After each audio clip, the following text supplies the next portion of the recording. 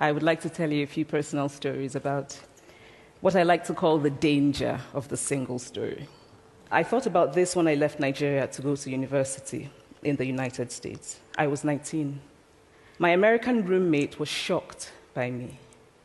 She asked where I had learned to speak English so well and was confused when I said that Nigeria happened to have English as its official language.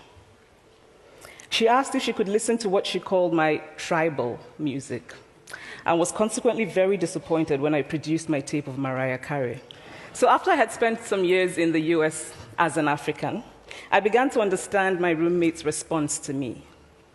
If I had not grown up in Nigeria, and if all I knew about Africa were from popular images, I too would think that Africa was a place of beautiful landscapes, beautiful animals, and incomprehensible people fighting senseless wars, dying of poverty and AIDS, unable to speak for themselves, and waiting to be saved by a kind white foreigner.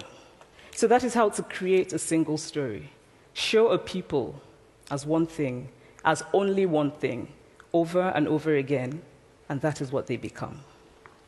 I recently spoke at a university where a student told me that it was such a shame that Nigerian men were physical abusers like the father character in my novel.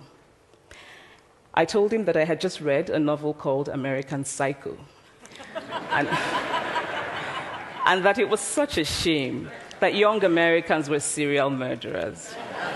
It would never have occurred to me to think that just because I had read a novel in which a character was a serial killer, that he was somehow representative of all Americans.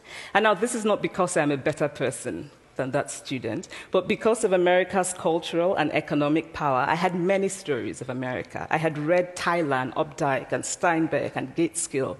I did not have a single story of America. I've always felt that it is impossible to engage properly with a place or a person without engaging with all of the stories of that place and that person.